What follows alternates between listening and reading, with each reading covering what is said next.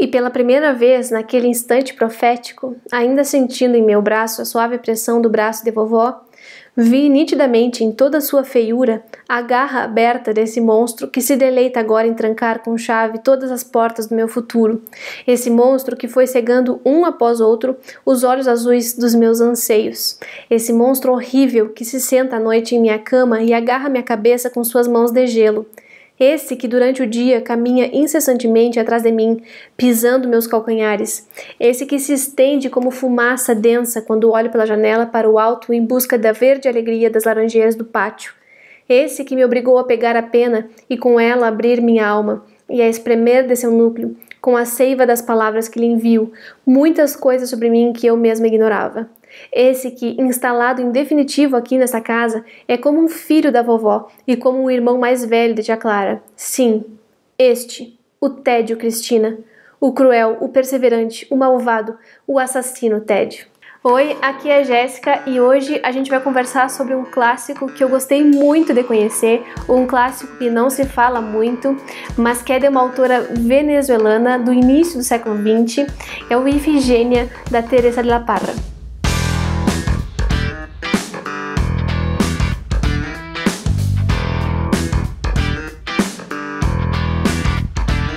É com muita alegria que eu venho falar sobre esse livro aqui, porque ele tem poucas resenhas aqui no YouTube e eu acho que merece um pouco mais da nossa atenção pela importância que ele tem para a literatura latino-americana.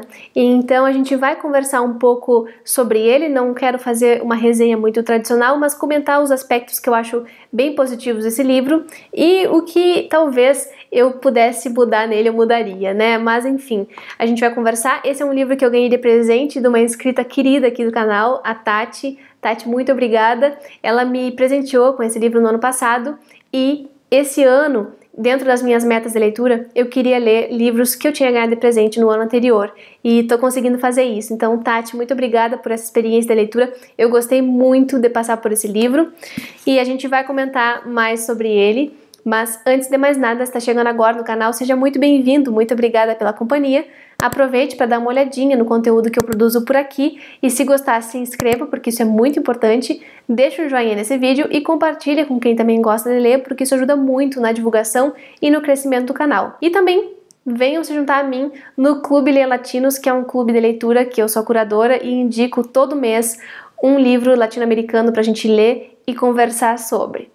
Também está aqui embaixo no box da descrição, vocês podem ver mais sobre esse meu clube de leitura. Bom, gente, aqui temos um calhamacito que eu não estava preparada para a extensão, mas que eu gostei muito de passar por ele porque tem uma história que eu acho que às vezes se vê em outras literaturas, como por exemplo literaturas europeias, na literatura russa a gente tem muito esse tipo de história, na literatura francesa também, que é a história de uma moça de uns seus 18 anos que estudou fora e que volta para sua cidade natal cheia de ideias inovadoras e se depara com uma família conservadora que não a deixa fazer aquilo que ela tem vontade, né? Então é um dilema bem clássico, digamos, só que tem o diferencial de se passar em Caracas do início do século XX, que era uma cidade não muito grande e ainda muito provinciana nesse estilo de cidade de interior que a gente bem sabe, e que apesar de capital, mantinha algumas tradições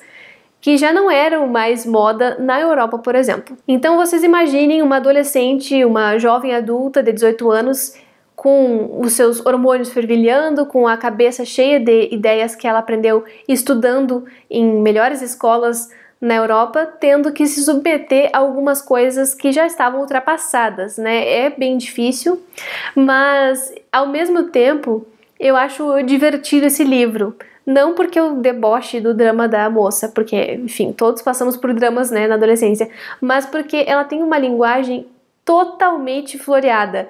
Pelo trecho que eu li no começo, vocês devem ter visto, né, esse estilo narrativo. Ela dá muitas e muitas voltas para dizer alguma coisa e usa muito aposto explicativo, ela enfeita com palavras bonitas, ela, enfim, é uma linguagem rebuscada. É uma linguagem que talvez não agrade a todo mundo. E eu acho importante eu avisar sobre isso porque, né, não vou dizer que é um livro que flui facilmente, um livro que vai agradar a todos os leitores, porque eu acho que não. Acho que tem leitores que não se importam com esse tipo de coisa na literatura, mas acho que vai ter aqueles que vão se entediar com isso. De qualquer forma, quem está acostumado a ler clássico, acho que vai ler tranquilamente esse aqui. Mas quem é essa nossa protagonista? É a Maria Eugênia, que é filha de uma família que tinha posses, né, mas que depois foi perdendo lentamente essas posses. Ela vai com o pai para a Europa depois que a sua mãe morre, quando ela era muito jovem, e eles vivem lá por um longo tempo até que esse pai morre e ela fica então a ver navios e precisa voltar para Caracas para que possa viver com a sua família então, já que ela estava sozinha em outro continente. E quando ela chega de volta em Caracas, depois de uma longa viagem de navio, que ela vem cheia de expectativas, ela encontra uma cidade pequena que não é nada daquilo que ela lembrava. Quando ela era pequena, a cidade parecia enorme, e ela vai vendo o quão diferente é aquele mundo. Mas a princípio ela não tem problema com isso, tanto com a cidade como com a família. Ela chega e vai matar a saudade de todos e vai conversar com a avó e com a tia que mora com a avó. Só que ao longo dos dias, com o passar dos meses, quando ela começa a frequentar casas de outras pessoas e se comportar como uma moça de 18 anos, a avó começa a trancar, né, a podar todas essas iniciativas, porque isso não é coisa de moça de respeito. Então todas as características que essa personagem tinha, de ser respondona, de falar sobre qualquer assunto, de não ter pudor em contestar a fala da avó, da tia, dos mais velhos, vai sendo lentamente cortado, né, por todo esse sistema social que impede as mulheres, nesse caso, de se manifestar. A família não vai poupar esforços para podar essa menina, então leva ela para uma fazenda para ela ficar lá isolada por um tempo até se acomodar, né, até se moldar aquele papel que é esperado dela. E quando ela volta para a cidade, então ela já está muito mais domada, digamos. Quando ela retorna do campo, ela já está se habituando àquilo ali e vai começar, inclusive, a fazer práticas que eram costumeiras, como as moças se sentarem na janela para flertar com os possíveis pretendentes. Até que aparece um pretendente para ela, que é assim o pior cara possível.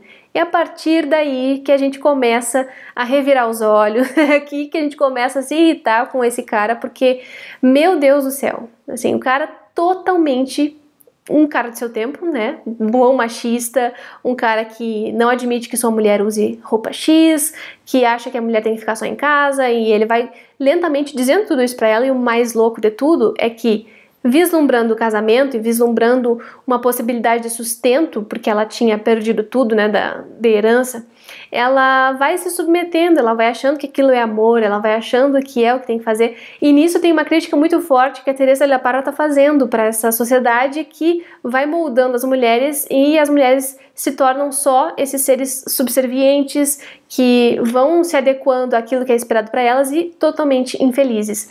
É o que acontece com outras personagens também nesse livro, e é o que começa a acontecer com a Maria Eugênia, né? Isso é bem agoniante de se ler, e foi nessa parte que eu comecei a me cansar, assim, muito pela história, mas também porque na narrativa isso vai ficando muito marcado, né? Essa submissão, essa resignação da personagem. Mas uma coisa que eu não tô contando é que vai ter um outro cara na vida dela que vai movimentar uma paixão, que vai fazer com que ela duvide do casamento, né? Só que às vezes a cultura fala mais forte, a sociedade fala mais forte e as personagens acabam cedendo a essa pressão e não fazendo aquilo que elas querem. É um livro que eu acho que tem muito a dizer. Acho que a Teresa é muito crítica nesse sentido, aponta todos esses defeitos, as hipocrisias, as falsidades, os interesses dessa sociedade,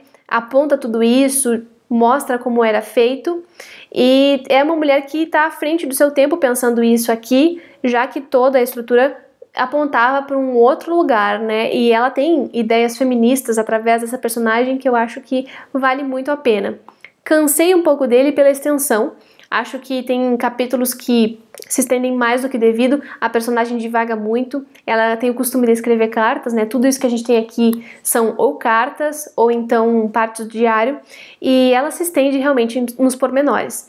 Isso é bem cansativo, assim como é cansativo também em Victor Hugo, e ninguém reclama muito do Victor Hugo, tá? Então eu não tô aqui reclamando da Ifigênia, da Teresa. Gente, eu já falei 1000 vezes isso. Se vocês não viram é porque foi cortado na edição. Mas assim, já falei muitas vezes. Tô confundindo o título do livro com a autora. Mas também não tem problema, porque a Ifigênia, que retoma essa figura de uma peça de teatro muito antiga, grega, também não tá aqui por acaso, tá? Tem uma situação final no livro que deixa, inclusive, a história em aberto, e eu não sei dizer pra vocês o que eu consegui aprender desse final, mas vocês leiam para também tirar as conclusões de vocês. O que eu sei é que tem relação com essa peça de teatro, com essa figura da Ifigênia antiga, né? Embora não seja nome de personagem aqui nem nada.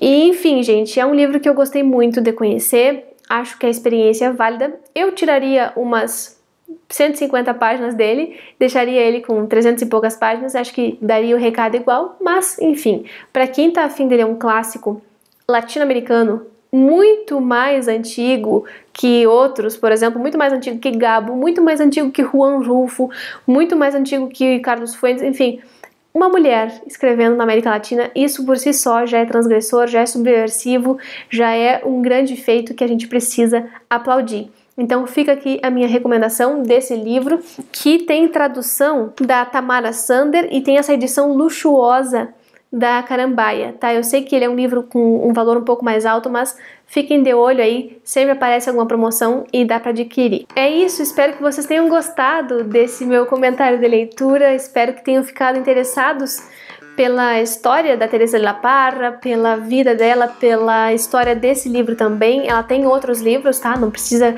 ler só esse aqui. Tem um outro que eu vou deixar aqui embaixo, que é um livro que reúne 3 contos da Teresa, que eu inclusive tô querendo comprar para ler um pouco mais dela. Mas ela é uma autora muito bem conceituada, tá? Vou deixar aqui embaixo para vocês também um vídeo que é um documentário sobre a vida dela, para que dê uma ideia da importância que essa mulher teve para os escritores da sua época. Espero que vocês tenham gostado do vídeo, comentem aqui embaixo se ficaram com vontade de ler, se já leram esse livro também, vamos trocar uma ideia. Muito obrigada pela companhia até o final do vídeo e a gente se vê no próximo.